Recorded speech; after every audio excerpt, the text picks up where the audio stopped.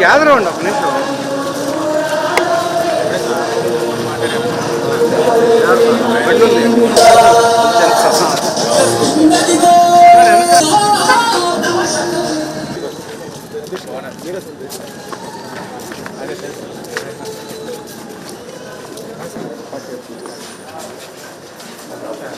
సై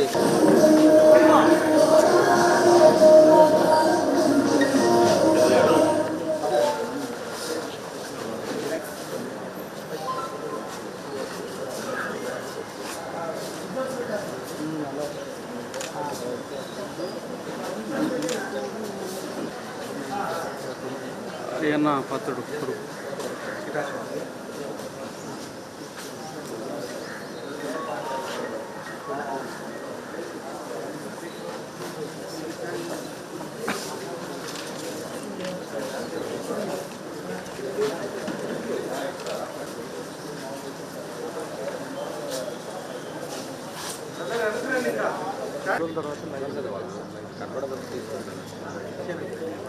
TDP వచ్చింది.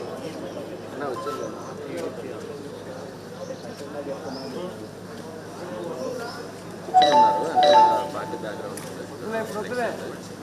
ఇప్పుడు మాట్లాడుతాను. అయిపోయింది రా మనోడు పెట్టినాడు సాగర్ వెళ్తాను.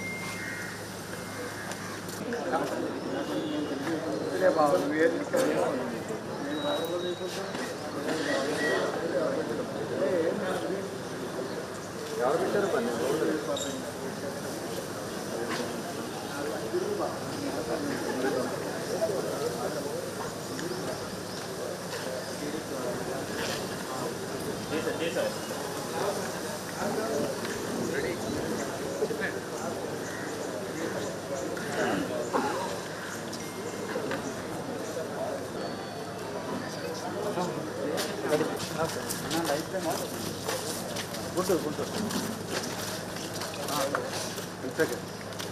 రమేష్ గారు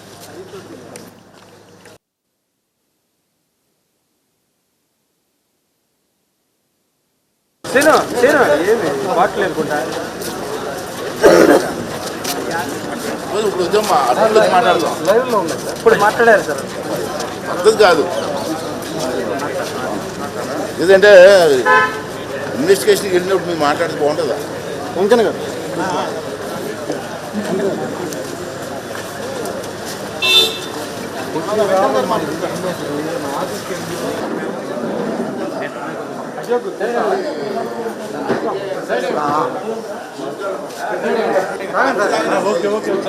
పర్లేదు సార్, పర్లేదు సార్.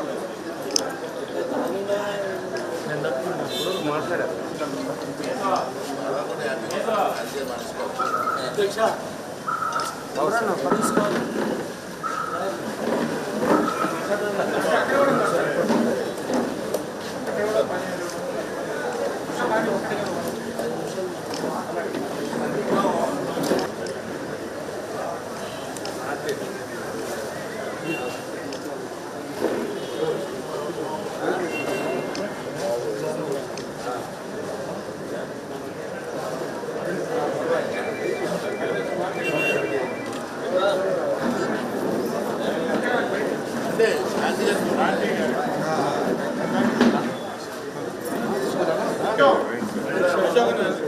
ఏమండి ఎలక్ట్రానిక్ మీడియా సెల్ ఫోన్లు అందరూ రికార్డ్ సార్ కొంచెం దయచేసి అందరూ ఉన్నారు. చాలా మంది అందరూ రావాలి మాకు బాబు సెల్ ఫోన్ అప్పటికి కానీ పంపిస్తాం మీకు అందరికి. బాబు కొంచెం ఎరిగానా అంటే ఫ్రెండ్స్ जोहार महात्मा गांधी जी, जोहार महात्मा गांधी जी, जोहार महात्मा गांधी जी, अमर रहे महात्मा गांधी जी, अमर रहे महात्मा गांधी जी, अमर रहे महात्मा गांधी जी, अमर रहे.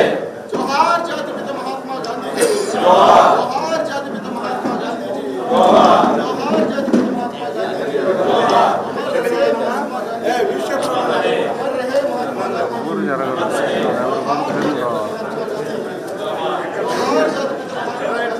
అలీ కొంచెం అలీ కూర్చోపోతాడు అరే చేయండి जोहार महात्मा गांधी जी जोहार जातिपिता महात्मा गांधी जोहार महात्मा गांधी अमर रहे महात्मा गांधी अमर रहे महात्मा गांधी अमर रहे महात्मा गांधी अमर रहे महात्मा गांधी अमर रहे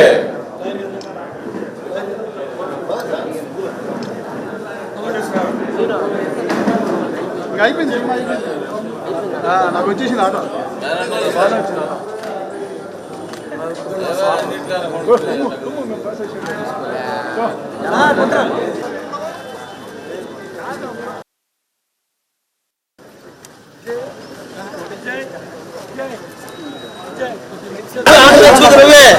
అర్థమైందా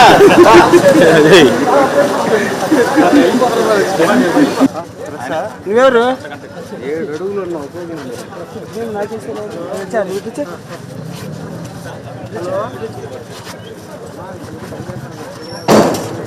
నెట్టండి నెట్టండి వెనక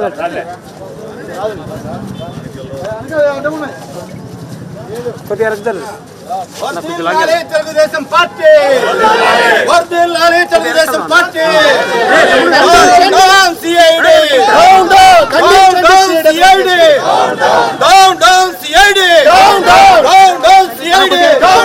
వర్ధిల్లాలి అయ్యన్న పాత్రుడు గారి నాయకత్వం వర్ధిల్లాలి అయ్యన్న పాత్రుడు గారి నాయకత్వం ఖండించండి బలహీన వర్గాలపై దాడులు ఖండించండి బలహీన వర్గాలపై అక్రమ కేసులు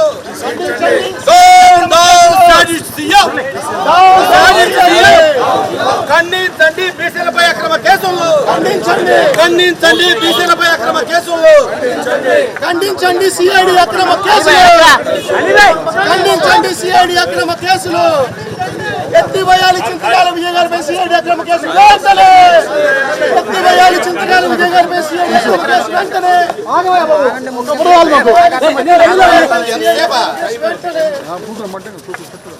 లైవ్ లో ఉండే మధ్యలో ఫోటోలు కోసం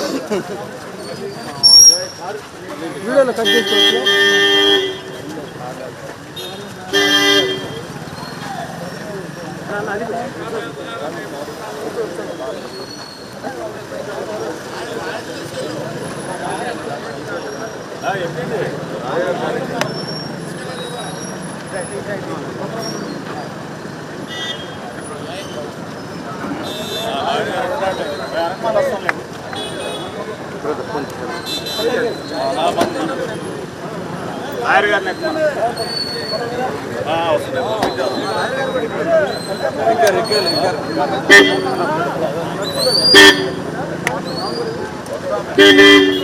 గ్లాస్ దించు అన్నా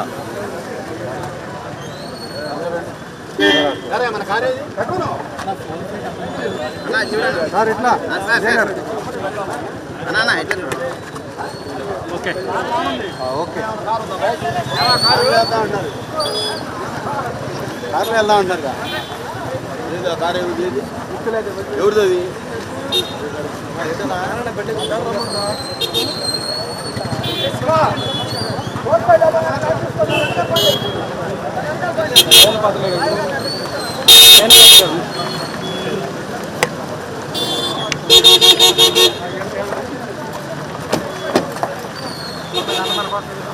కాదు ఉందా ఏం పత్రిక వెళ్ళిపోయారా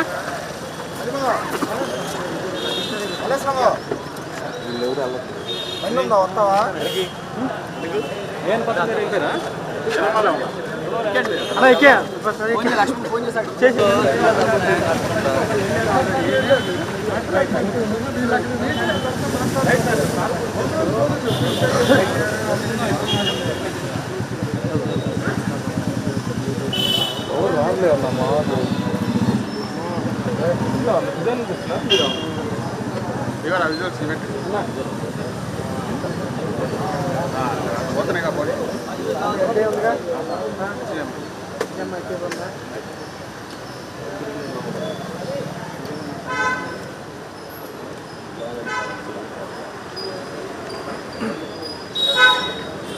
అనే వెళ్ళిపోతున్నారు ప్రిన్సిపల్ జూన్ బట్ నేనే అడ్డున్నాడు కదా సగం లేదారా రమ్మన్నా పక్కనకి సార్ పక్కన ఉంటే చాలు మా వాళ్ళు ఏదో జూమ్ కొడుతున్నారంట.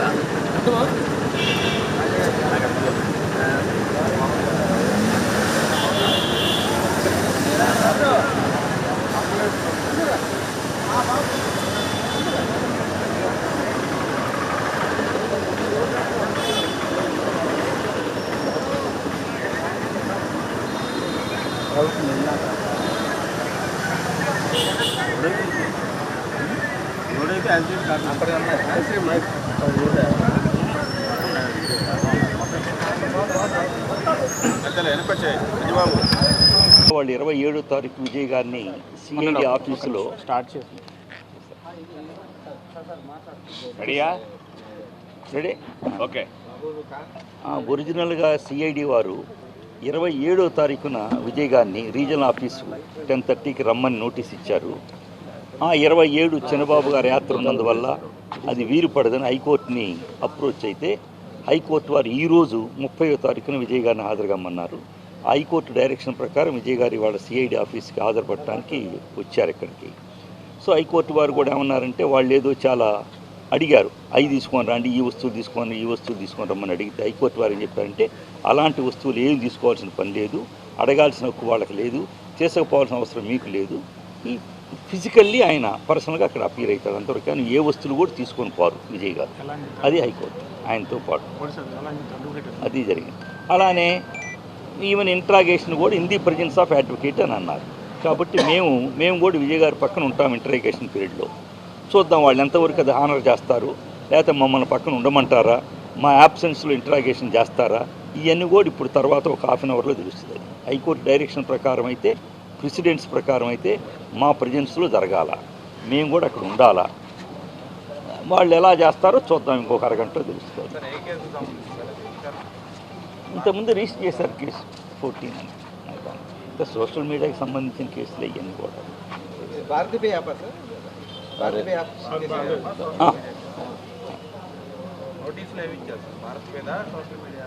క్రైమ్ నెంబరే చెప్పారు, భారత క్రైమ్ నెంబర్ చెప్పారు, సెక్షన్ ఆఫ్ లా చెప్పారు, అంతవరకు ఇతర పర్టికులర్స్ ఏం చెప్పలేదు మీరు దాని ప్రకారం. ముఖ్యంగా అందరికీ తెలిసిన విషయం ఏంటంటే హైదరాబాద్లో మా ఇంటి మీదకి రావడం జరిగింది. అప్పుడు మా పిల్లలు ఉంటే పాపను కూడా అడు అగెయిన్స్ట్ ద డెమోక్రసీ వెళ్ళి, డెమోక్రటిక్ రూల్స్ వెళ్ళి అక్కడ ఇంట్రాగేషన్ కూడా చిన్న పిల్లలు కూడా చేశారు. ఆ విషయం అందరికీ తెలుసు, రాష్ట్ర వ్యాప్తంగా తెలుసు. సో ఆ రోజు మొత్తం ప్రజాస్వామ్యం కూనీ చేసే విధంగా చేశారు. ఆ తర్వాత మేము కోర్టుకి వెళ్ళడం జరిగింది. కోర్టు కూడా క్లియర్గా చెప్పింది అసలు ఇంట్లో వాళ్ళతో ఏం సంబంధం ఉంటుంది, అసలు చిన్నపిల్లల దగ్గరికి వెళ్ళడం ఏంటని చెప్పినా అక్కడ కోర్టులో కూడా వాళ్ళు బెంచ్ దగ్గర చిన్నపిల్లల దగ్గరికి వెళ్ళలేదన్నప్పుడు సీసీ ఫుటేజ్ కూడా మేము చూపెట్టడం జరిగింది. దాని మీద రిట్ నడుస్తుంది కోర్టులో కాబట్టి మేము అసలు మాట్లాడకూడదు దాని మీద.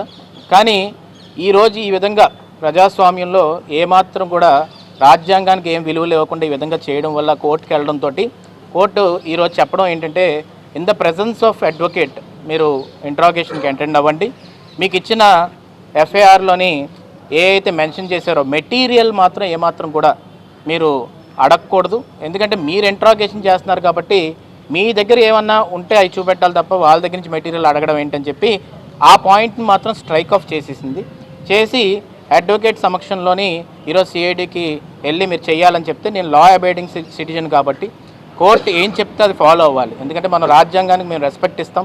రాజకీయాల్లో ఉన్నప్పుడు మా అధినేత చంద్రబాబు నాయుడు గారు కానీ లోకేష్ గారు కానీ ఎప్పుడూ ఒకే మాట చెప్తారు ఏంటంటే మనకి విలువలు ఎక్కడన్నా కన్నా పోయినప్పుడు మనం కోర్టుని ఆశ్రయించినప్పుడు కోర్టు మనకు ఒక విలువ చెప్పినప్పుడు ఆ విలువను మనం ఫాలో అవ్వాలని చెప్పారు. అందుకని 2-3 సార్లు నన్ను నోటీస్ పిలిచినా నేను కోర్టు ఆదేశాలు తీసుకున్నాను, కోర్టు చెప్పింది. కానీ 27వ తారీఖుని ఎప్పుడైతే నాకు నోటీస్ ఇచ్చారో ఆ రోజు క్లియర్గా మేము కోర్టుకి చెప్పడం జరిగింది. ఆ రోజు పాదయాత్ర ఉందండి, ఆ రోజు ఈ విధంగా కార్యక్రమం ఉన్నప్పుడు నన్ను వెళ్ళడం కూడా సవ్యం కాదని చెప్పినప్పుడు అయితే మీరు 30వ తారీఖుని సోమవారం ఉదయం 10:30కి మీరు సిఐడి ఆఫీస్కి వెళ్తుందని చెప్పి in the presence of advocate మీరు మెటీరియల్ కూడా ఏం సబ్మిట్ చేయవసరం లేదని క్లియర్ కట్గా కోర్టు డైరెక్షన్ ఇచ్చిందండి. ఏమైనా చేసిన వాళ్ళు ఏమన్నా కంటెంప్ట్ ఆఫ్ కోర్టు ఏమైనా అవుతాయి కాబట్టి అడ్వకేట్ కూడా అక్కడ ఉంటారు కాబట్టి ఈరోజు వెళ్ళి ఆ ఎంక్వైరీకి హాజరవ్వడం జరుగుతుందండి. Thank you.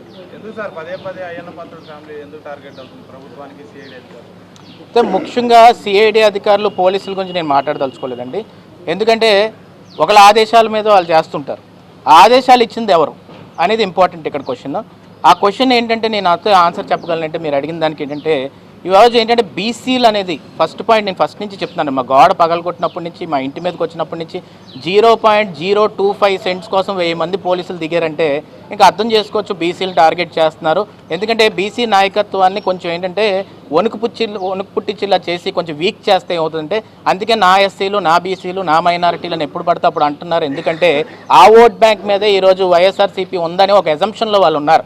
అందుకే ఏంటంటే ఉత్తరాంధ్రలో ఇన్ఫ్లుయెన్స్ చేసే కుటుంబం కాబట్టి బీసీలకి ఆ వెన్ను తీసేవాళ్ళని ఏకైక ఉద్దేశంతో మొదటి నుంచి టార్గెట్ చేస్తున్నారు. కానీ ఏమాత్రం వెనక్కి తగ్గకుండా మేము మా కుటుంబమే కాదు చిన్నపిల్లల దగ్గరికి వచ్చినా కానీ మేము పోరాటంలో ముందుకెళ్తాం తప్ప వెనకడుగు వేసేది లేదని ప్రసక్తి లేదని చెప్పి మేము ప్రత్యేకంగా కూడా గట్టిగా చెప్పడం కూడా జరిగింది. అందుకే ఈరోజు కూడా రావడం జరిగింది.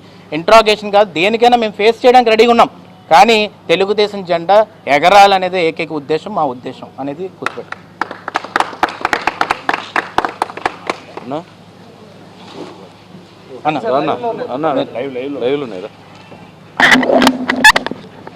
మనందరికీ తెలుసు చింతకాయల కుటుంబం పార్టీ ఆవిర్భవించిన దగ్గర నుంచి కూడా పార్టీకి వెన్నుముక్కగా నిలిచినటువంటి కుటుంబం. చింతకాయల అయ్యన్న పాత్రుడు గారు అదేవిధంగా చింతకాయల విజయ్ గారు 2019 నుంచి కూడా ఎప్పుడైతే ఈ రాష్ట్రానికి ముఖ్యమంత్రిగా ఒక సైకో ప్రమాణ స్వీకారం చేశాడో అతను చేస్తున్నటువంటి దుర్మార్గాలపైన అక్రమాలపైన బలంగా గళం వినిపిస్తున్నటువంటి కుటుంబం చింతకాయల కుటుంబం.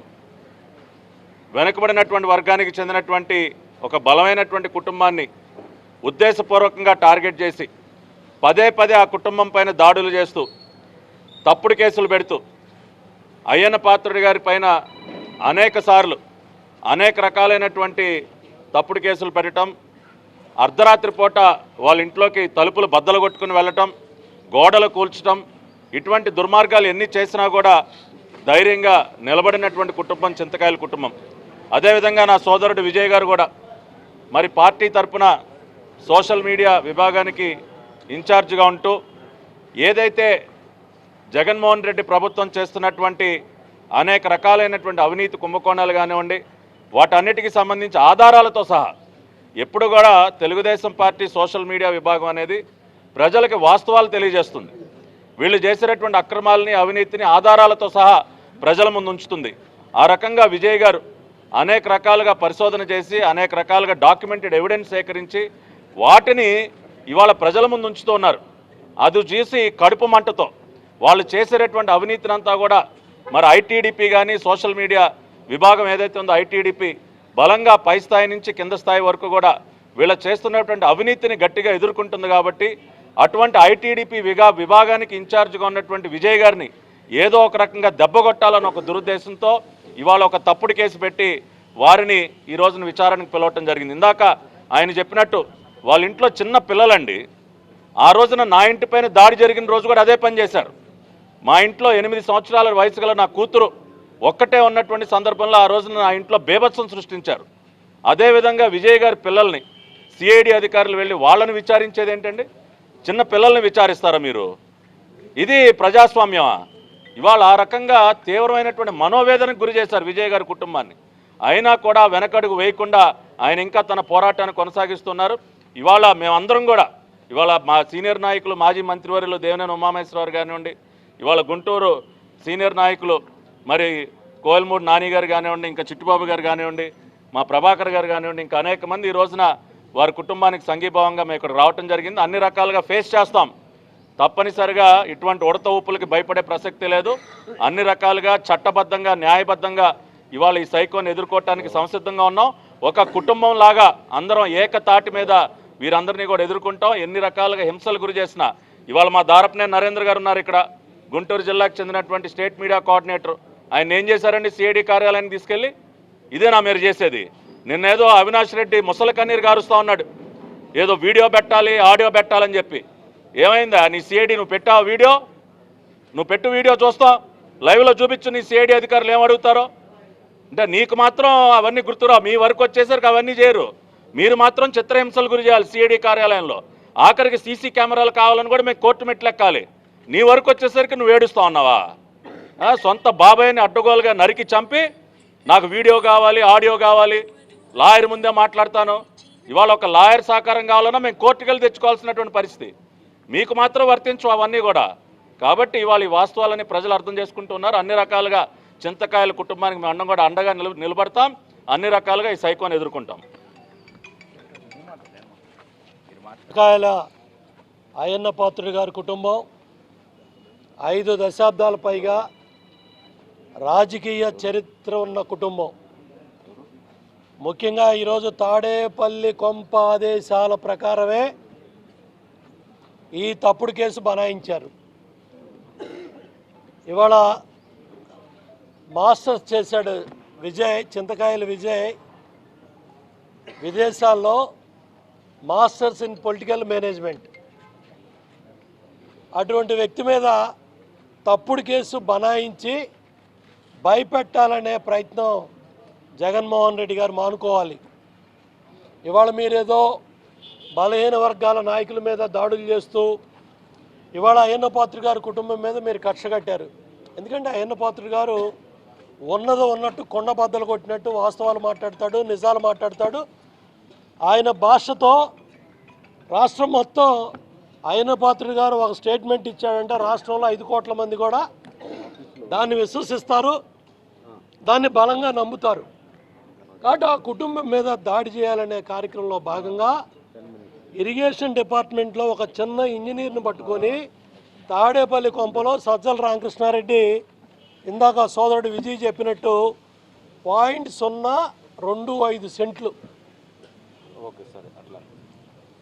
ఏదే వీళ్ళు దానంగా ఇచ్చిన భూమి, దాని మీద తప్పుడు కేసు బనాయించి అయ్యన్న పాత్రుడు గారిని ముద్దాయిగా పెట్టారు. వాళ్ళ అన్నదమ్ములు ఇద్దరిని కేసులు బనాయించారు. ఎంత దిగజారిపోయాయంటే జగన్ రెడ్డి విజయ్ పిల్లలు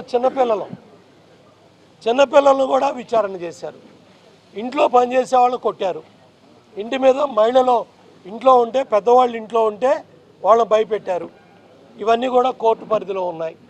ఇవాళ కూడా ఇది కూడా కేవలం భయపెట్టాలి బలహీన వర్గాల నాయకుల్ని, బీసీ నాయకుల్ని. దాంట్లో భాగంగానే జగన్మోహన్ రెడ్డి కుట్రలో భాగంగా సజ్జల డైరెక్షన్లో పోలీసు అధికారులు ఈ తప్పుడు కార్యక్రమాలకు శ్రీకారం చుట్టారు. నేను ఒకటే చెప్తున్నా పోలీసు అధికారులకి, సవంగన్న ఏమయ్యాడు అన్నా? సవంగన్నని ఎక్కడ పంపించారు? సుబ్రహ్మణ్యాన్ని ఎక్కడ పంపించారు? సునీల్ కుమార్ ఏమయ్యాడు? కాబట్టి పోలీసు ఉన్నతాధికారులకు కూడా చెప్తున్నా, భూమి గుండ్రంగా ఉంటుంది. చట్టసభల్లో ఎప్పుడు ఎన్నికలు జరిగినా చింతకాయల విజయ్ అనే వ్యక్తి చట్టసభల్లో ఉంటాడు, గుర్తుపెట్టుకోండి. ప్రతి ఒక్క పోలీసు అధికారికి చెప్తున్నా, ఇవాళ మీరు చేసే హరాస్మెంట్ అంతా కూడా గుర్తుపెట్టుకోండి. నిన్న యువగళంలో లోకేష్ బాబు చెప్తున్నాడు, వడ్డీతో సహా చక్ర వడ్డీతో సహా చెల్లిస్తాను అని తప్పుడు కోతలు కూసే తీసేసిన తహసీల్దార్లు ఈ కొడాలి నాని, పేరు నాని, అనిల్ కుమార్ పిచ్చివాగుళ్ళు మాట్లాడుతున్నారు. పిచ్చివాగుళ్ళు మీరు ఇవాళ తీసేసిన తహసీల్దారులయ్యా. మీరు ఇవాళ 3 ఏళ్ళు కూడా మీ బతుకు మంత్రులుగా లేరు. మేము 5 ఏళ్ళు మంత్రులుగా పనిచేసాం గర్వంగా చంద్రబాబు నాయుడు గారి క్యాబినెట్లో. మీరు అవినీతిలో కూరుకుపోయి ఇవాళ అవినీతి డబ్బులను కాపాడుకోవటానికే జగన్మోహన్ రెడ్డి బూట్లు లాగుతూ తప్పుడు కోతలకు వస్తున్నారు. గుర్తుపెట్టుకోండి, మీ కోతలన్నిటికీ కూడా లెక్కలు ఉంటాయి. చక్ర వడ్డీతో చెల్లిస్తాం, మీకు వడ్డీ చక్ర వడ్డీ కూడా వదిలిపెట్టే ప్రసక్తి లేదు. గుర్తుపెట్టుకోండి, ఇవాళ నోరు ఉంది కదా అని అడ్డగోలుగా కారు కోతలకు వస్తూ చంద్రబాబు నాయుడు గారిని, కుటుంబ సభ్యుల్ని, పార్టీ సీనియర్ నాయకుల్ని దుర్భాషలాడుతూ మీ పైచాచిక ఆనందాన్ని, మీ ముఖ్యమంత్రి కళ్ళల్లో ఆనందం చూడటానికే తప్పుడు కోతలకు వస్తున్నారు. ఇవాళ కూడా మీ సభ్యతా సంస్కారం దాటి ఎక్కడా కూడా తప్పుడు మాటలు మాట్లాడట్లేదు. కానీ మీరు అధికారం ఉంది కదా అని ఇవాళ తప్పుడు కోతలకు వస్తున్నారు. నేను అడుగుతున్న కొడాలి నానిని, 5 ఏళ్ళు మేము ప్రభుత్వంలో ఉన్నప్పుడు నువ్వు హైదరాబాద్ పారిపోయావు. రేపు మేము అధికారంలోకి వస్తే మీరు ఈ రాష్ట్రంలో ఉండరు, దేశంలో ఉండరు. గుర్తుపెట్టుకోండి, తప్పుడు కోతలో మానేయండి. ఎట్టి పరిస్థితుల్లో కూడా ప్రజలు వీటిని లెక్క పెట్టే పరిస్థితుల్లో లేరు. ప్రజలు వీటన్నిటికి కూడా సమాధానం చెప్తారు.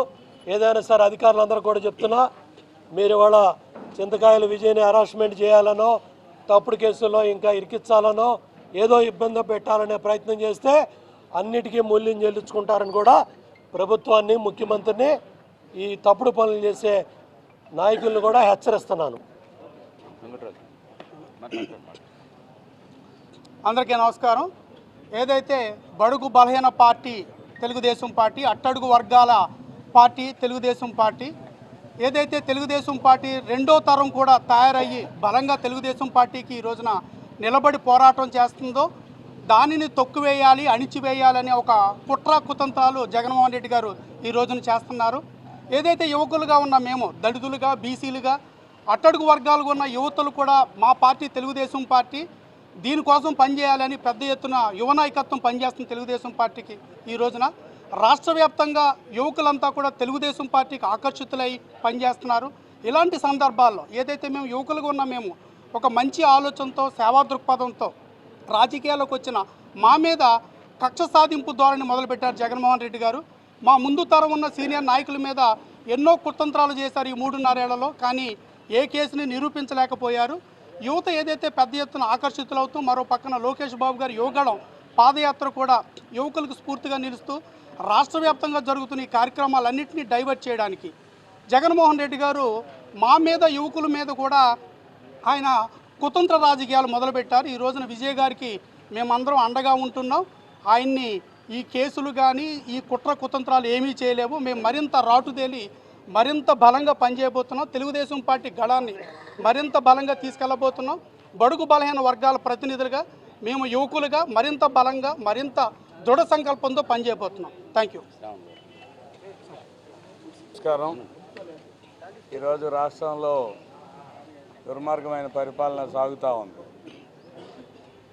సోషల్ మీడియా పోస్టుల మీద ఎటువంటి చర్యలు చేపట్టవద్దని సుప్రీంకోర్టు క్లియర్ కట్గా గైడ్లైన్స్ ఇచ్చినా కూడా ఈ రాష్ట్ర ప్రభుత్వానికి న్యాయస్థానం అంటే గౌరవం లేదు. అదేవిధంగా పరిపాలన మీద పూర్తి అవగాహన లేదు. తెలిసింది ఒకటే, ప్రత్యర్థుల్ని ఎట్లా అణిచివేయాలి. ఇక్కడ ప్రత్యర్థులు అనేది రాజకీయ పక్షాలే తప్ప ఎవరు కూడా వ్యక్తిగత ప్రత్యర్థులుగా ఉండరు.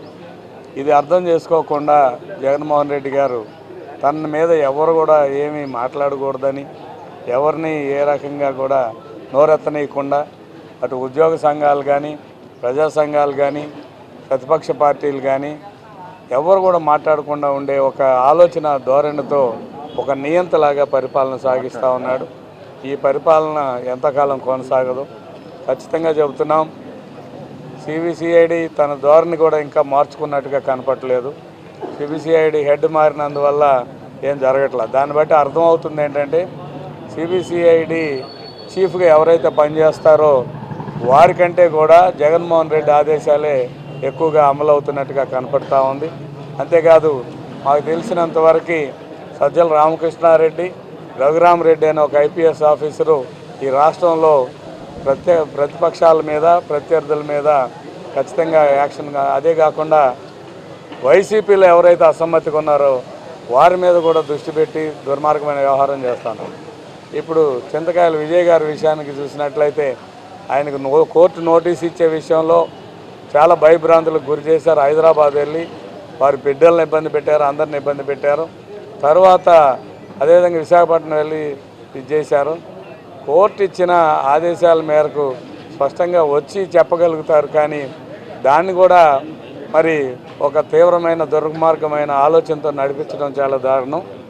ముఖ్యంగా సిఐడి అంటే భయపడిపోయే పరిస్థితి రాష్ట్రంలో ఉంది. వారి మీద నమ్మకం పూర్తిగా సడలిపోయింది. అందుచేత నేను చెప్తున్నాను, ఎటువంటి పరిస్థితుల్లో మేము మీరు పెట్టే ఒత్తిడిలకు కానీ లేకపోతే మమ్మల్ని భయపెట్టాలని కానీ చూస్తే తెలుగుదేశం పార్టీ భయపడదని తెలియజేస్తూ చింతకాయల విజయ్ గారికి మేము నైతికంగా అందరం కూడా మద్దతుగా నిలబడతాం. సోషల్ మీడియా అనే ఒక బలమైన ప్లాట్ఫామ్ని నిర్వీర్యం చేయాలని ఆలోచన చేయడం దుర్మార్గం అని తెలియజేస్తూ సెలవు తీసుకుంటాం.